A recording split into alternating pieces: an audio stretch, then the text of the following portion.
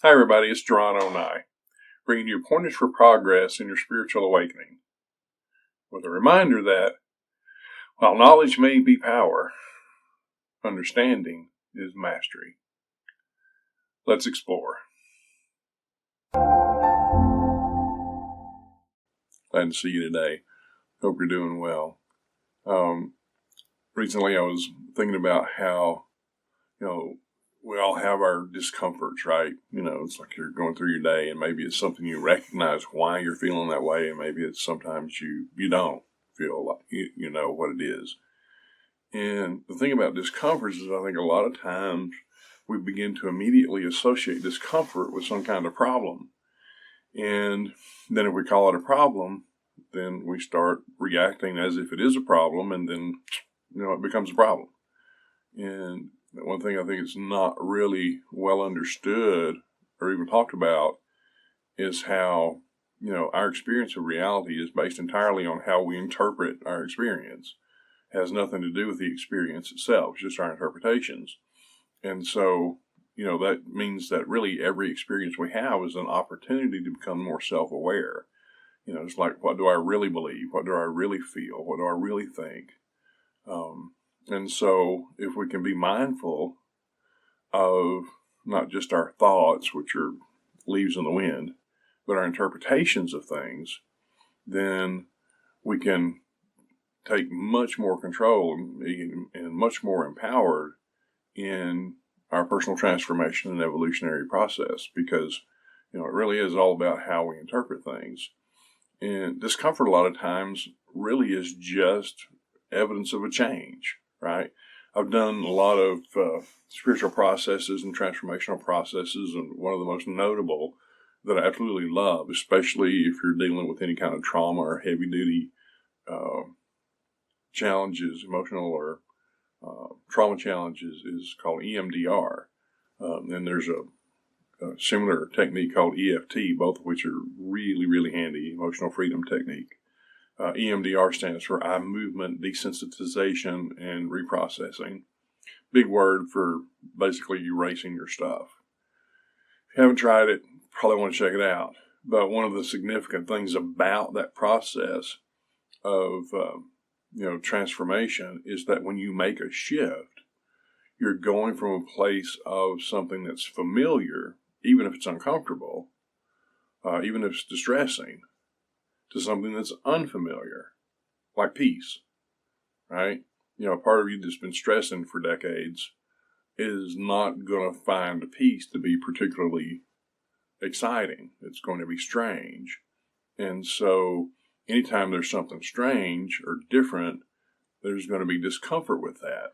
Well, it's not a problem. It's evidence of a benefit. It's evidence of transformation.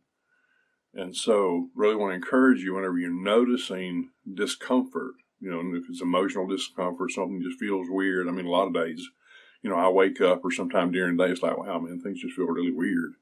And, it could be the energies. It could be, an empathic connection to somebody or even somebody you don't know. There's a lot of reasons for strange sensations that we can have as we're, on our path. But, if you're active in personal transformation, you're making changes. And if you're making changes, chances are there are aspects of your personality that are just not familiar with that change. They're not familiar with that new state of being that you've created through your transformational process. And they can feel really uncomfortable. But the discomfort is definitely not a problem. It's evidence of change. So before you, look before you leap, as they say, and, before you decide that this discomfort you're experiencing is in fact a problem, take a look at, okay, where's this really coming from? Have I shifted something? Have I been working on something and created a resolution? And if you have, it's like, okay, well, maybe it's just that. And give it a day or two. In my own process, especially after doing EMDR, it's like 2 or 3 days, I feel a little wonky. I feel a little unsettled. But it's like things are adapting to the change. And our psyches are very involved. There's a lot of different aspects floating around in there.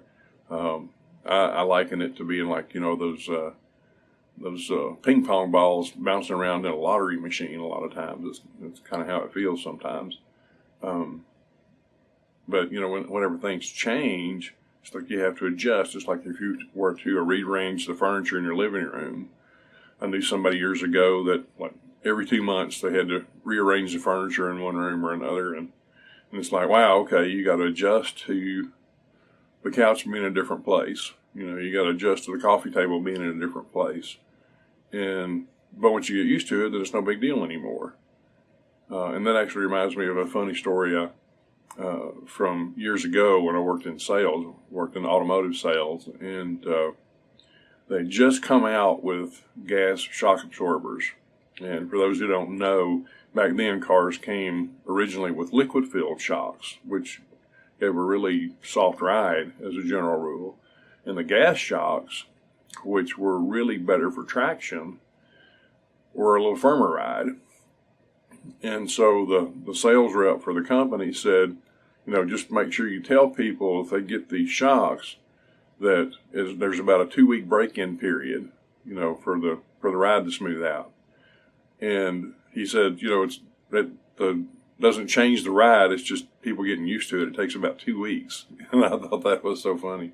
And it really is true. It's like, all right, I do have a more reliable driving experience, but I got to get used to that difference. So just keep that in mind whenever you're, in your process and you're feeling something that's uncomfortable or weird or strange.